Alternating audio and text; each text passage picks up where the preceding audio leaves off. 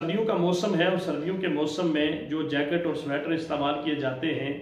उन पे तस्वीर बनाई जाती है और तस्वीर का इस्तेमाल किया जाता है इस हवाले से कि अगर कोई शख्स ऐसी जैकेट पहनता है, ऐसी स्वेटर पहनता है कि जिसके ऊपर किसी जानवर की तस्वीर बनी हुई है, तो क्या उसको पहन के अदायगी नमाज करना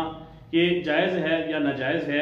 पहली बात तो ये है कि तस्वीर वाला लिबास पहनना ये वैसे ही एक नापसंदीदा अमल है। कोशिश करनी चाहिए कि ऐसी तस्वीर जिनके अंदर किसी जानवर की तस्वीर हो या किसी ऐसी ज़ीरू चीज़ की तस्वीर हो, तो ऐसी तस्वीर वाला लिबास इस्तेमाल करना ये वैसे भी एक नापसंदीदा अमल है। लेकिन अगर दौरान नमाज ये लिबास पहन के आप नमाज पढ़ेंगे तो इसके साथ आपकी नमाज जो है वो उसके खुशू और हुजू के अंदर, उसकी मकबूलियत के अंदर जो है वो लाजिमन फ़र्क आएगा और ये अमल जो है वो मकरूह है, इंतहाई नापसंदीदा अमल है। अगर कोई शख्स ऐसी जैकेट पहन के आगे खड़ा है कि जिसके ऊपर किसी जानवर की तस्वीर बनी हुई है, तो उसके पीछे लाजिमन जितने लोग खड़े होंगे वो उस तस्वीर की वजह से